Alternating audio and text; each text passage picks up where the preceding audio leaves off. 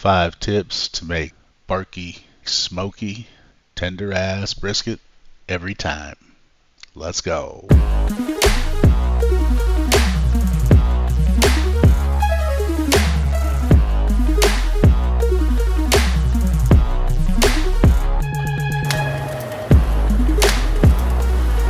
Hey, what's up, everybody? Welcome back to the joint. Thanks for stopping by. I'm just going to trim this brisket up while I hand out these tips. As we all know, briskets can be kind of a pain in the ass sometimes, but really there's just a few things you need to do right to basically guarantee yourself good brisket every time.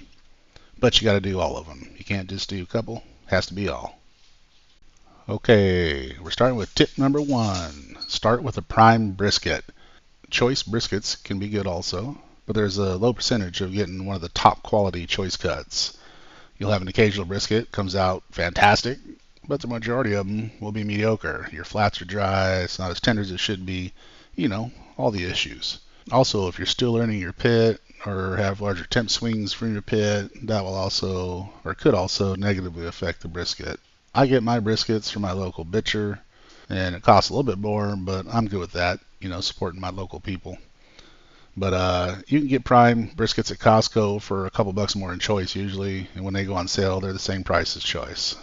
But if it's out of your price range or you just can't get them, inject them. Which takes us to tip number 2. Injections. It's kind of a tedious and a little bit messy, but you will have a more tender and juicy brisket if you inject it. I use Allegro marinade. It's like a soy sauce based, but you can use any liquid you like. And if you're going to use something other than a marinade or injection, you can add a little bit of baking soda to the liquid. Baking soda acts as a meat tenderizer. For like a full packer, you probably use a half to 1 teaspoon of baking soda per 1 cup of liquid. Then you just inject as normal, like a 2-inch grid pattern, inserting a needle with the grain. This will leave some marks inside the brisket when you cut it, most likely, but we ain't going for looks. We going for a tasty and juicy brisket. Tip 3, the trim.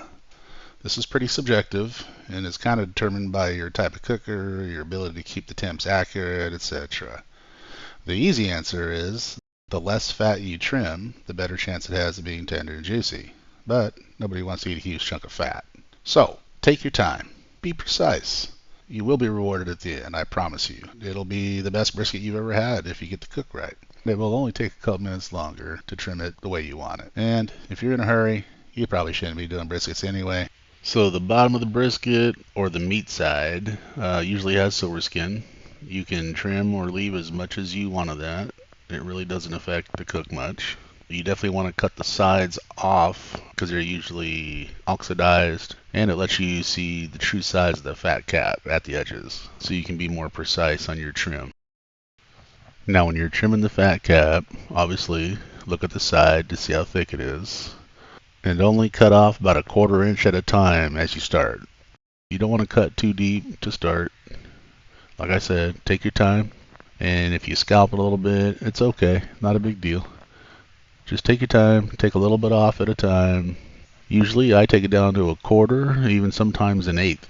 The brisket will be fine if you run your pit right. Tip number 4, the cook.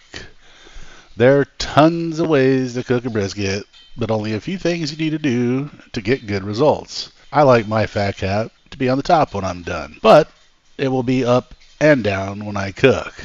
I usually start it fat cap up, and we'll usually flip it maybe twice during the cook. This is mainly because I got a big green egg, and the heat source is directly under the brisket, and it's pretty close. On cookers where the heat source is close, it's probably better to flip it occasionally to keep it from overcooking on one of the sides, because it can get out of control a lot quicker than you think. Feel free to use a water pan. That will also help. I would also suggest to run it a little bit lower.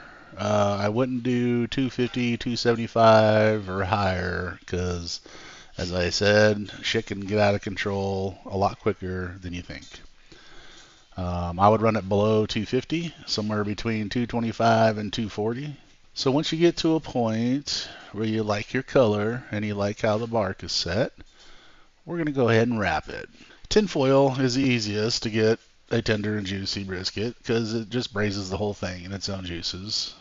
Butcher paper holds all the juices, but it's also permeable, so your bark won't get destroyed, and you'll get a really nice smoke flavor and a really juicy brisket. Every time I've used butcher paper, it usually comes out really good.